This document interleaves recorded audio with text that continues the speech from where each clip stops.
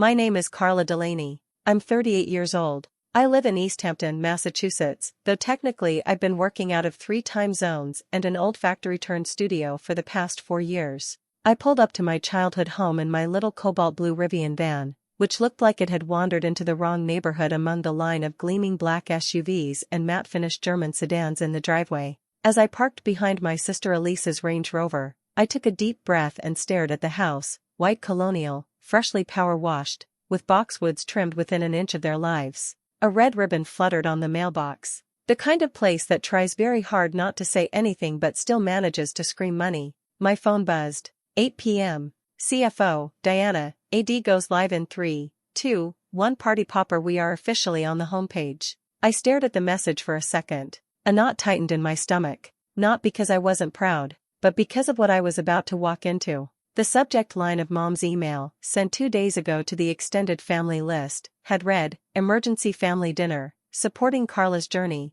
which, if you knew my mother, meant one thing, intervention disguised as bruschetta. I walked up the stone steps, heels clicking softly, my breath fogged in the late autumn air. As I reached for the door handle, I caught my reflection in the glass, messy bun, wool peacoat, practical boots. My version of family presentable. Not quite black tie, but not the sad Vermont woodswoman I suspected my sister imagined. Inside, the house was too quiet, too arranged. The living room had been cleared of its usual coffee table clutter and rearranged into what looked suspiciously like a TED Talk seating configuration. Armchairs pulled into a semicircle around the leather ottoman. Candles. Platters of cut fruit and cheese. My family arranged like executives preparing to fire someone gently. Dad gave me a half-hearted smile from the corner seat. Elise looked smug. My brother-in-law Thomas, venture capitalist and wine breather, was sipping a Negroni like this was just another shareholder meeting. Even Aunt Marianne had flown in from Charlotte, which she hadn't done for my graduation, my engagement, or my going-away party.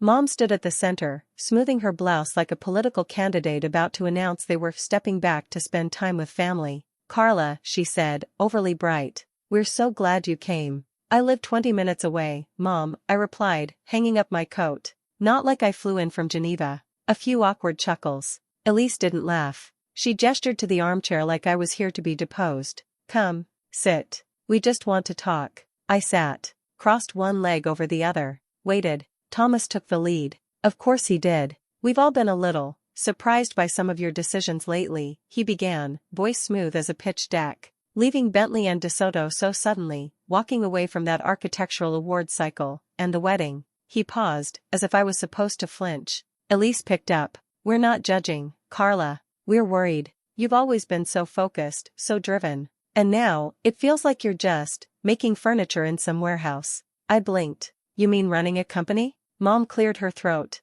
We're here because we love you. And because we think you may be throwing away your future on something quaint. Quaint, I repeated. Aunt Marianne piped up. It's just, you always had such potential, dear. That design fellowship in Berlin, the engagement to Victor, we thought you were on track to something truly impactful. Victor called my business high-end carpentry, I said flatly. That's why I left. Thomas chuckled, like I'd proven his point. Well, I mean, he's not wrong. If you want to scale, you need real infrastructure, real funding. Secrecy doesn't breed confidence. Elise leaned in, full concerned. You've been so quiet about your company. No one even knows where your revenue comes from. How are we supposed to know you're okay? I opened my mouth to respond, and then Elise gasped. Oh my God, she whispered, phone in hand. Is this real? Every head turned. Mom peered over her shoulder. Dad adjusted his glasses. On the screen was the Architectural Digest homepage. Formshift Studios, the sustainable future of space.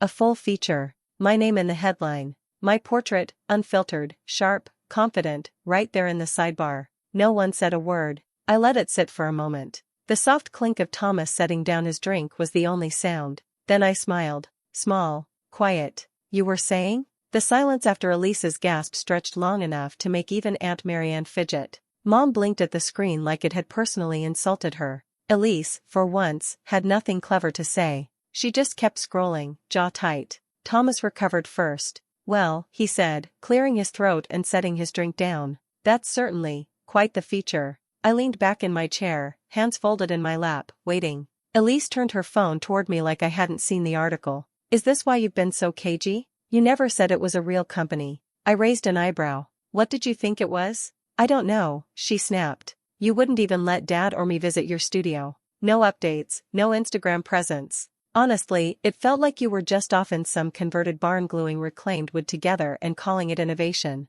I laughed. Not kindly. Mom stepped in, trying to smooth it over with her usual politician tone. Darling, it's not that we weren't supportive. We just didn't understand. That's generous, I replied. What I heard was, we think you're spiraling and need to be rescued by a casserole and a group lecture. Thomas leaned forward, elbows on his knees. Carla, no offense, but if you'd been more transparent from the start, maybe we wouldn't have felt the need to intervene. We're just trying to look out for you. You walked away from a 7-figure salary and a highly visible platform. Which platform? I asked. The one where I was designing skyscrapers no one could afford to live in? Or the one where my fiancé told me I was wasting my degree on plywood and passion projects? Elise crossed her arms. You made a lot of dramatic choices in a short amount of time. You ghosted everyone for months. I answered every email I shot back. Professional ones, maybe, but not from your family. Dad finally spoke, voice soft. It was like you disappeared. I looked at him. I didn't disappear. You just stopped looking in places that weren't shiny enough. That stung. He looked down, fidgeting with the seam of his pants. Thomas wasn't done. Listen, I'm coming from a place of business here. From the outside, your company seemed insular, risky. I even heard about a pitch rejection from one of our portfolio analysts. I smiled. You mean Arlo? He blinked. Yeah, you know him? I don't just know him. He tried to pitch us. I turned to Mom. FormShift has its own private equity arm. We turned him down because his numbers were inflated and he called my lead engineer a plucky little intern. Thomas's face flushed. That's embarrassing? I offered. Yeah. Aunt Marianne gave a low whistle and sat back in her chair like she was watching a courtroom drama. Elise scoffed. Well, that's all great now, but how were we supposed to know? You keep everything so close to the chest. Because the last time I shared a prototype at Thanksgiving, you said it looked like a boho chicken coop. I stood up, smoothing my coat.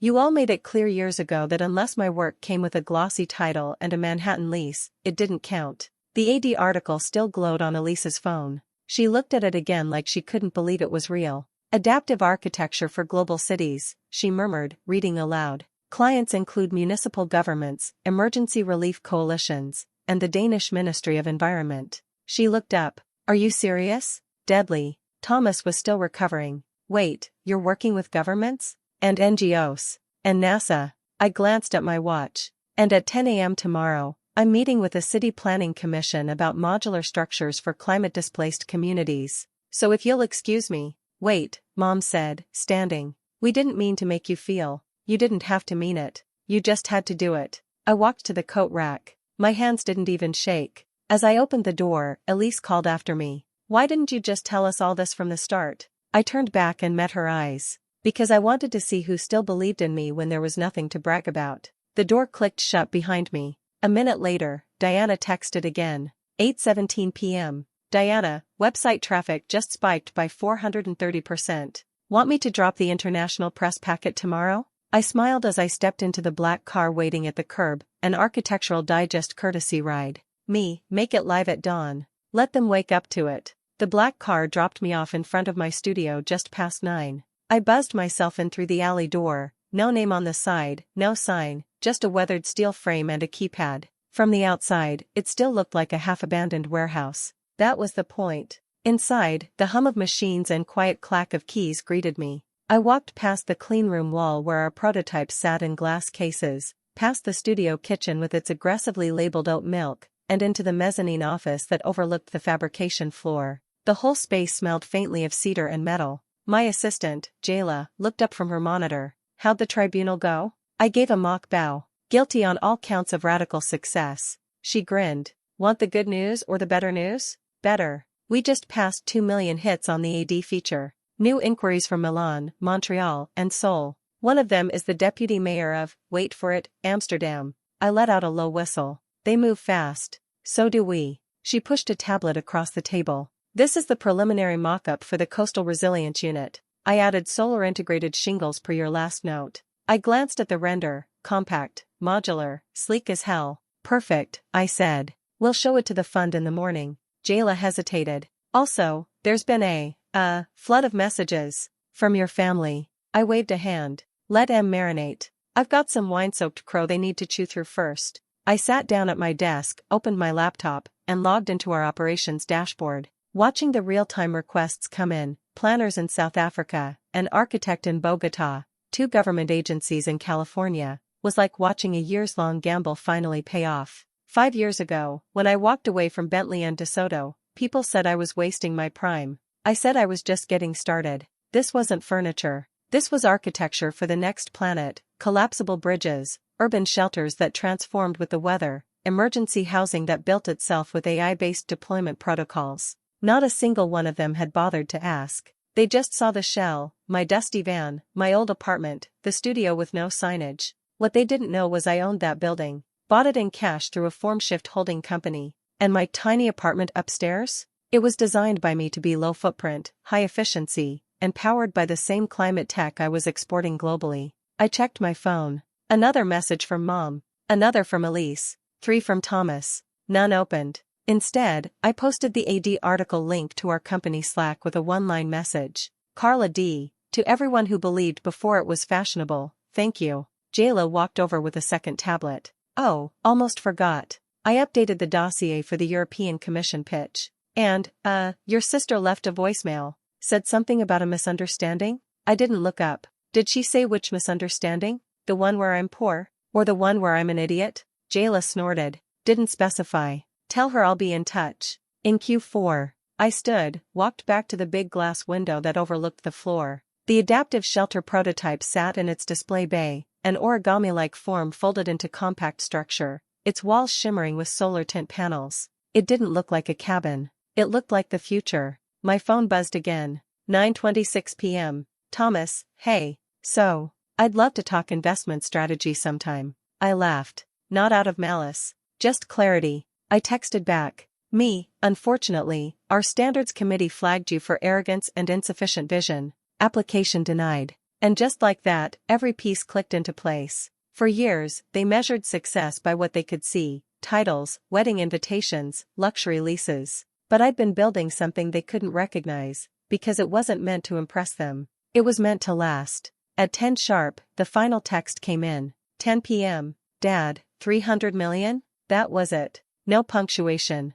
Just the number. I stared at it for a second. Then typed back. Me, and growing. Tell Elise I'll send her a signed copy of the magazine. I closed my laptop. The past had finally been rendered irrelevant. The only direction left was forward. The next morning, the warehouse hummed with a low, steady rhythm, fabrication arms whirring, 3D printers layering filament, the soft hiss of compressed air in the pressure drafting bays. The kind of noise that sounds like progress if you've lived in it long enough. It was barely 7, and the team was already scattered across the main floor like chess pieces in motion. I walked in with 2 lattes and a power bar, hair tied back, black hoodie zipped halfway, my uniform of choice when I needed to think and be left alone. Jayla spotted me from the catwalk above. You're early, she called down. Couldn't sleep, I said, holding up the extra latte. You want it, or should I give it to someone who didn't screen my sister's calls? She laughed, jogging down the stairs. Oh, don't worry. I marked all of them as non-essential family communications and archived them like a champ.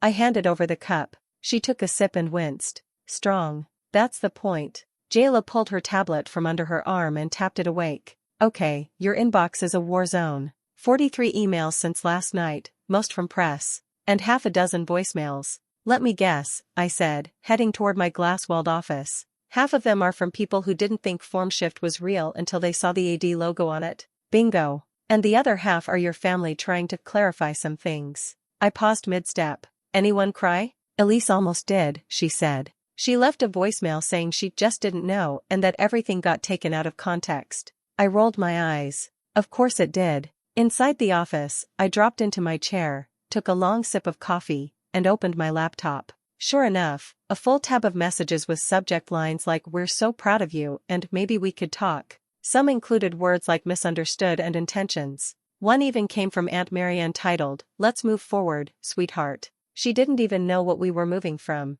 I closed the tab. I had bigger things to do. Jayla popped her head in. Want me to flag the International Fund deck? Yep. Meetings at 11. I want projections updated through next quarter and the new timeline for the modular response shelters. She nodded, then hesitated. Also, you had a visitor. I looked up. Here? Jayla's mouth twisted. Victor. I blinked. She continued. He showed up 20 minutes ago. Said he had something important to discuss. I told him to wait in the quiet lounge, figured you wouldn't want him near the prototypes. Of all the names I'd expected to hear that morning, Victor was near the bottom of the list, somewhere between my high school art teacher and the dry cleaner who ruined my silk trousers in 2016. I'll handle it, I said, standing. Victor was sitting on the edge of one of the full leather benches in the quiet lounge, scrolling through his phone like he was timing an exit. Still the same tailored coat, still that carefully tousled hair that probably took 3 products to pull off. He stood when I walked in.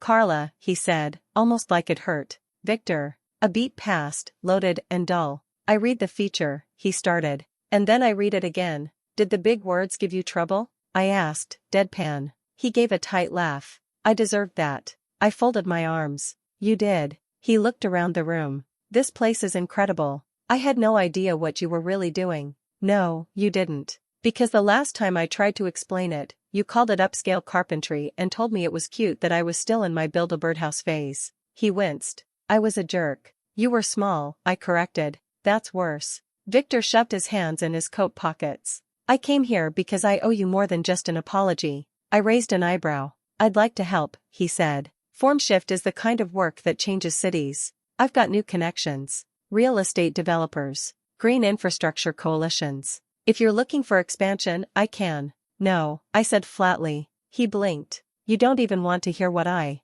No, I said again, stepping forward. You made it very clear what you thought I was worth when I didn't fit your blueprint. You left because I walked away from a firm that designed monuments for billionaires and started building shelters for the rest of the world. And now that I've been validated by a glossy cover, you think you get to ride shotgun? He opened his mouth, closed it. I nodded to the door. You can show yourself out. Victor hesitated for a second, long enough that I saw the realization land. The same kind of realization I'd seen on my family's faces the night before. I didn't need their apology. I didn't need their permission. I just didn't need them. As the door clicked shut behind him, Jayla poked her head in. He gone? Yep. She grinned. About time. Now, want to talk about that fund meeting? I picked up the tablet, smiled to myself, and said, let's go win the future. By 11 a.m., the main conference room buzzed with the quiet tension of serious people about to be proven wrong. Our long modular table, a sleek blend of steel, bamboo,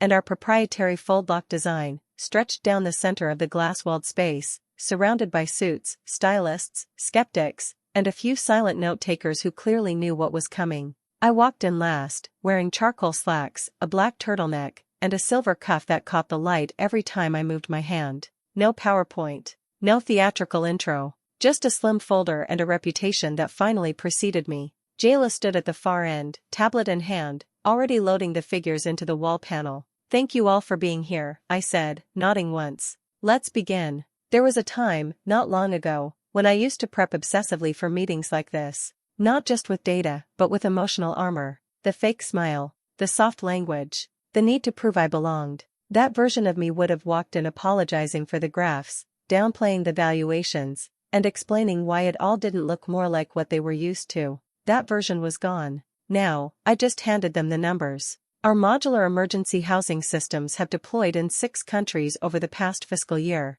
Next quarter, we'll scale to 10. Projected revenue growth is set to double, not because we're trendy, but because we're useful. Jayla tapped the screen. A digital map pulsed into focus, red dots across flood zones, quake sites, war-torn cities. Beneath each dot, a form shift unit, deployed and occupied. Our build-to-deploy time is 14 hours. Transportation cost is less than half of what FEMA currently pays for standard relief units. And every single structure is solar integrated and zero-waste certified. A man from the Netherlands funding group leaned forward. This is real-time? Yes, I said. These images are from the past 72 hours. Someone else, a venture strategist from Berlin, cleared his throat. What about expansion? If this scales to commercial use? We've already begun prototyping urban microunits. Think tech campuses, transitional housing, pop-up care centers. Partnerships are forming. Jayla clicked to the next slide. The valuation tab slid into view. $312 million.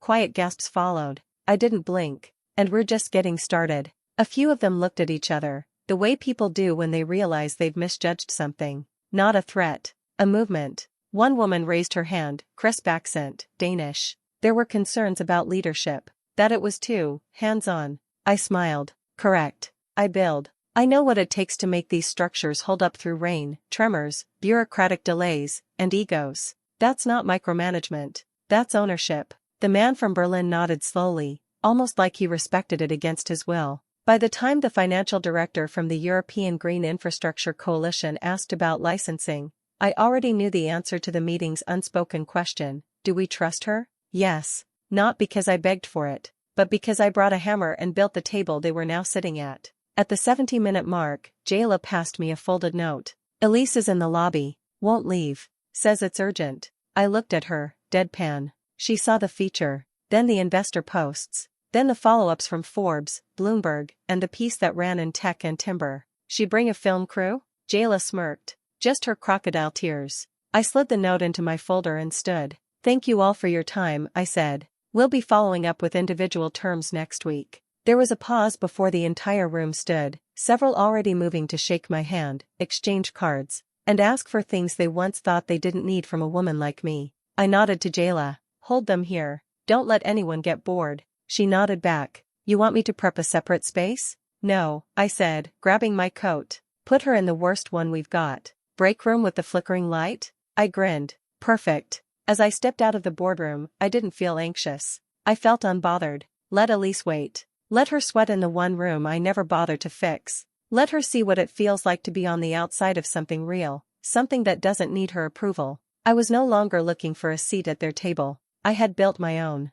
And it came with boundaries. Elise sat on the vinyl couch in the break room like it offended her. She'd draped her coat, camel, expensive, screaming Nantucket weekend, over the armrest like the room might wrinkle it. Her legs were crossed too tightly. Her phone rested in her lap, untouched, which told me everything I needed to know. She wasn't here for power. She was here for permission. The overhead light buzzed faintly. One bulb blinked in a corner. The microwave had duct tape over the handle. I loved this room for exactly what it was, too plain for performance. Elise, I said, walking in and shutting the door behind me. How poetic. The sister who didn't believe in shelter is now sitting in one. She stood quickly. Carla, sit, I said calmly. She did, and for once, she looked tired, not polished, not smug, just undone in that way people get when the script they've rehearsed no longer fits the room. I saw the articles, she started, and the posts, and the photos with those mayors, and I don't need the recap, I interrupted. You didn't come here to congratulate me. No, she admitted, voice small. I came here because I realized, we were wrong. We? She flinched. Do you? I sat across from her, slow and quiet. Because for the past 5 years, you treated my silence as failure and your assumptions as facts. And now that the media calls me a visionary, you want to revise the record. It's not like that. It is exactly like that. Elise bit her lip, then looked down. We just didn't know, Carla. We didn't understand what you were doing. You didn't ask, I said. You didn't show interest. You showed judgment. And now that I'm useful to your narrative again, you show up with watery eyes and a soft voice, hoping I'll forget what you really think of me. She said nothing. I leaned forward. Tell me, Elise, when Mom called that dinner, what was your plan? Intervention? Brand realignment? Were you going to save me from myself over deviled eggs? She swallowed. I thought you were hiding. I was building, I said. But you never made space for that distinction.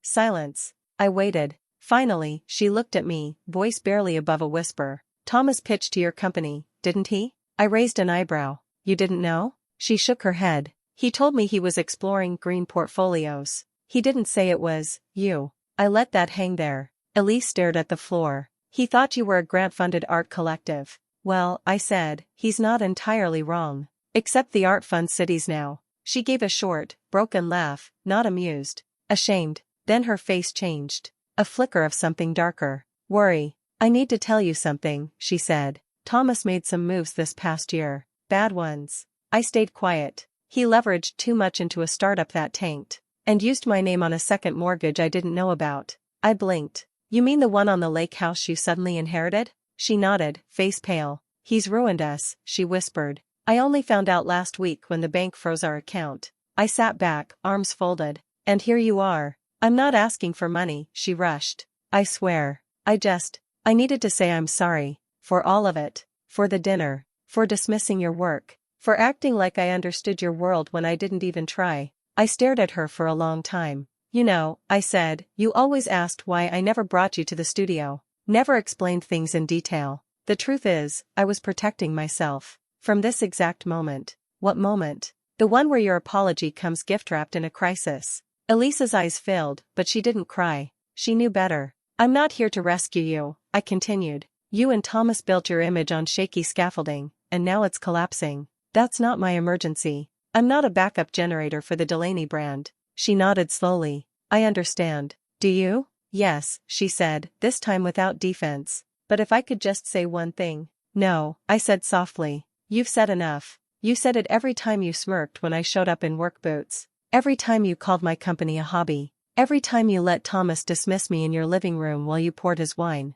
She was still, jaw tight. I stood and walked to the door. Elise? She looked up. I built something without your help. Without your praise. Without your belief. And I'm going to keep building it. You don't get a seat at this table just because you finally believe the food is real. She stood, gathering her coat slowly. Then what now? Now, I said, opening the door, you leave. And I get back to work. And she did. No hugs. No promises. Just quiet shoes on concrete and the sound of someone realizing too late that respect is a door you can't walk through backwards. It was late afternoon when Jayla appeared in my doorway again, hesitant for once. There's someone here, she said, voice lowered. He's not on the calendar. I didn't even look up. If it's another old flame or someone from the Now We Get It club, tell them to fill out a PR form like everyone else. She shifted her weight. It's your dad. That made me pause. I looked up slowly. My dad? Jayla nodded. Alone. No entourage. He asked if he could speak to you privately.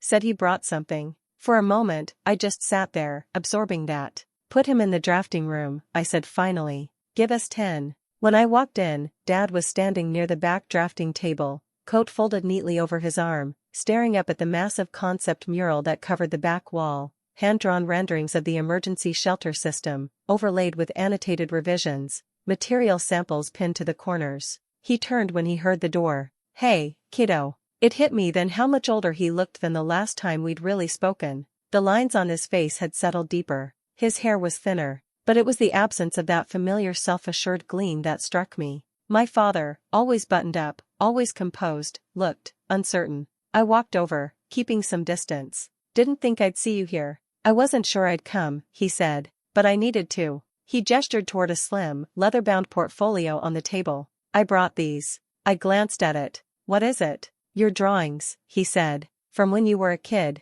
The ones you used to leave on the garage workbench. And a few of the blueprints you did in college. I kept them. That threw me. You kept my college work? He nodded. Didn't understand half of it. But I knew it mattered to you. I slowly opened the portfolio. Inside were my childhood sketches, rough floor plans, impossible treehouses, an early version of a community center shaped like a spiral shell. The corners were yellowed, but the lines still held their urgency. I thought you threw these out, I said quietly. I almost did, he admitted. Back then I didn't get it. I was too focused on what I recognized. Titles, salaries, corner offices, things I could explain to my friends over scotch. He sat down on the edge of the table, careful not to wrinkle the blueprints. But this, he gestured to the wall, to the real-time updates blinking across the command panel. What you've built here, it's different. Not just because it's successful, though I'd be lying if I said I didn't say 300 million out loud in the kitchen like a lunatic, but because it's yours.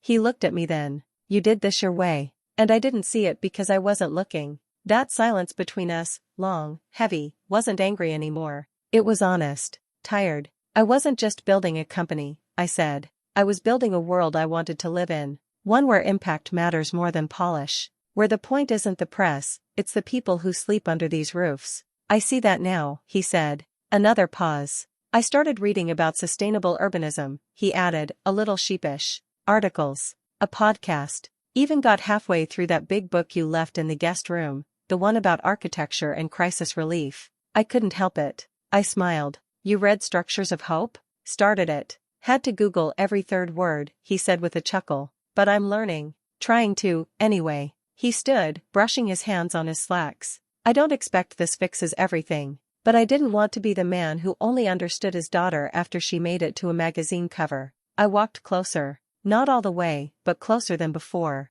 You still don't get all of it, I said. I don't, he admitted. But I want to. We stood in that room, surrounded by the blueprints of my life, both literal and metaphorical. No judgments. No coaching. Just a man and his daughter, trying again. Come on, I said finally, gesturing toward the inner lab. I'll show you what a smart wall is. He grinned. And for the first time in years, we walked forward, together. Not as the architect and the observer, but as builders. 2 weeks later, the family dinner was back on. But this time, it was on my terms, at my studio, in our second-floor test gallery. The room was filled with our latest prototypes, soft amber lights hanging low over modular dining tables we designed ourselves, lined with 3D printed chairs built for posture and portability. There was no piano music, no forced laughter, no wine from a family friend's private vineyard, just a catered meal from a local sustainability-certified chef and a sign at the door that read, "No phones, no plus ones, no photography." Elise had texted twice asking if she could bring Thomas. I'd ignored both. I stood by the service elevator as guests trickled in, Mom, fussing with her scarf like she needed something to do with her hands, and Marianne, surprisingly subdued, Dad, now the unofficial spokesperson for people trying to get it right a little too late. Elise arrived last. She looked different. Not unrecognizable, still polished, still careful, but quieter, less curated. She wore flats, no makeup, hair in a loose braid she probably hadn't touched twice. Her eyes met mine, and this time, she didn't try to smile. Thanks for letting us do this here, she said softly. It's the only place I trust people to behave, I replied. We ate at one of the prototype tables, made of sustainable reclaimed mahogany, foldable into a 6x4-foot case with hand-pressed joints. Designed for emergency deployment, but tonight, it held plates of roasted vegetables and lentil-stuffed peppers. No one asked what the food cost. No one asked about how the table worked. But they sat around it with more reverence than they had ever given the one at our childhood home. As we reached dessert, I stood. I hadn't prepared a speech. I didn't need one. I know why you're all here, I said. And I know why some of you hesitated to come. A few eyes dropped. A few shifted in their chairs. I built FormShift for people who never got a seat at the table. This space, these tools, this mission, they weren't about impressing anyone. They were about solving problems that were invisible to you because they never reached your doorstep. I scanned their faces. No one interrupted. And now that you see the outcome, you want to understand the process. That's fine. But I want to be clear, this company, this version of me, it wasn't born out of approval. It was born out of being underestimated. Mom dabbed at her eyes. Dad stared at the grain of the table like it held all the years he missed. I'm not here to punish anyone, I continued, but I am here to draw boundaries. I turned to Elise. I know about the loans Thomas took out. The second mortgage. The investors he ghosted.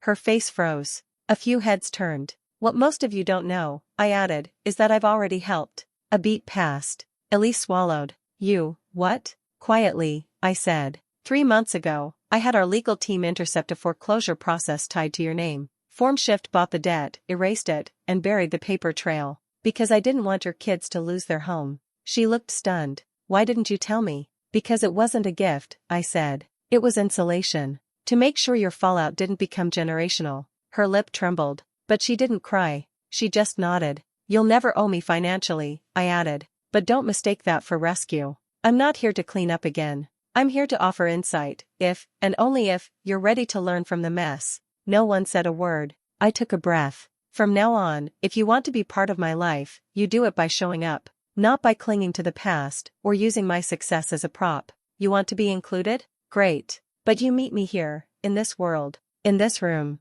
with honesty. The silence that followed was different than before. Not heavy, not cold, just real. Later, as the family slowly filtered through the prototype displays, touching textured walls, asking about the foldable roofs, marveling at the sanitation units built from algae resin, I stood alone at my office door and watched them explore a place they once laughed at. Not to claim it, but maybe, finally, to understand it. Before the last of them left, I walked upstairs to the little loft I kept above the shop. It was modest, a desk, a daybed, a window with a view of the fabrication floor. I reached into the drawer and pulled out a small photo, me, age 8, covered in sawdust, grinning proudly next to my first crooked shelf. And beside it, I placed the silver-framed plaque I'd received last week. 2025 Global Design Award, Excellence in Adaptive Architecture. Together, they looked perfect, the before and after of a life people tried not to see. I stepped back, and for the first time I didn't feel like the outsider at the table.